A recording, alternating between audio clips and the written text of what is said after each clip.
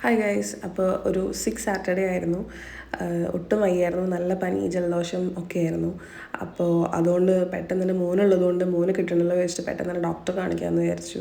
അപ്പോൾ തൊട്ടടുത്തുള്ളൊരു ക്ലിനിക്കിൽ പോയിട്ട് ഡോക്ടറെ കാണിച്ചു. തിരക്കൊന്നും ഉണ്ടായിരുന്നില്ല. കാണിച്ച് തിരിച്ചു വരുന്ന വഴി കുറച്ച് കരിമ്പ് കുടിക്കാമെന്ന് വിചാരിച്ചു. ബിക്കോസ് അത് എൻ്റെ ബ്രദറിനും എല്ലാവരുടെയും ഫേവറേറ്റ് സ്പോട്ടാണ്. ഇവിടെ ഭയങ്കര ടേസ്റ്റുമാണ്, ഭയങ്കര സുഖമാണ്. എനിക്ക് ആദ്യം ഇഷ്ടമല്ലായിരുന്നു, പക്ഷേ പിന്നെ കുടിച്ച് ഇഷ്ടപ്പെട്ടതാണ്. അപ്പോൾ ഞങ്ങൾ രണ്ടുപേരും കൂടെ നല്ല ചൂടല്ലേ, അപ്പോൾ പുറത്തിറങ്ങാൻ വയ്യ. അപ്പോൾ ക്ഷീണം മാറ്റാൻ കരിമ്പ് കുടിക്കാമെന്ന് വിചാരിച്ചു. അങ്ങനെ കരിമ്പ് കുടിച്ചിട്ട് കുറച്ച് വീട്ടിലേക്ക് മേടിച്ചുകൊണ്ട് പോകാമെന്ന് വിചാരിച്ചു. ബിക്കോസ് വീട്ടിലെല്ലാവർക്കും കരിമ്പ് ഭയങ്കര ഇഷ്ടമാണ്. അപ്പോൾ ഇതാ പാർസൽ വാങ്ങി ഞങ്ങളത് അമ്മയ്ക്ക് കൊണ്ടുപോയി കൊടുത്തു. പോകുന്ന വഴിക്ക് അമ്മയ്ക്ക് പാർസൽ കൊടുത്തിട്ട് നമുക്ക് കുറച്ച് ബേക്കറി വാങ്ങിക്കാൻ പോയി. അപ്പോൾ അവിടെ എൻ്റെ ഡോർ എന്നെ തട്ടി, അതാണ്.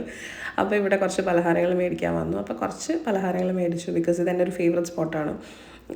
ഇവിടെ ഞാനിതിൽ പോകുമ്പോഴൊക്കെ ഞാൻ ഇവിടെ നിന്നെങ്കിലും മേടിച്ചിട്ടാണ് പോവുക. പിന്നെ ഈ കുറച്ച് പലഹാരം, കുറച്ച് ലഡു, ജിലേബി, ജാഗരി, അങ്ങനെ കുറച്ച് സാധനങ്ങൾ മേടിച്ചു. ഇത് എൻ്റെ മോനാണ്. അപ്പോൾ ഇവൻ ചക്ക വലിച്ചിട്ടുണ്ടായിരുന്നു. ആ ചക്കയൊക്കെ തിരിച്ച് പറമ്പിലേക്ക് എൻ്റെ അടുത്ത് എറിയുകയാണ്. അപ്പോൾ ഇത് പിന്നെ കുറച്ച് അച്ചാറിടാൻ വേണ്ടി കുറച്ച് മാങ്ങ ഉറയ്ക്കാമെന്ന് വിചാരിച്ചിട്ട് അങ്ങനെ ബ്രദറിനോട് മാങ്ങ ഉറയ്ക്കാൻ വേണ്ടിയിട്ട് പറഞ്ഞു. അപ്പോൾ ആ കെട്ടിയ അക്കി, ഞങ്ങളിവിടെ അക്കി എന്നാട്ടോ പറയാം. അപ്പോൾ ആ അക്കി ശരിയല്ലാത്തതുകൊണ്ട് അവൻ ദേഷ്യം പിടിച്ച് കുറേ കഷ്ടപ്പെട്ട് മാങ്ങ വലിച്ചെടുക്കാൻ ശ്രമിക്കുകയാണ്. അപ്പോൾ അതിൻ്റെ ഇടയ്ക്ക് ഇതാ ബെല്ലപ്പൂച്ച വന്നു. ഇതെൻ്റെ വീട്ടിലത്തെ പൂച്ചയാണ്, ബെല്ലപ്പൂച്ച.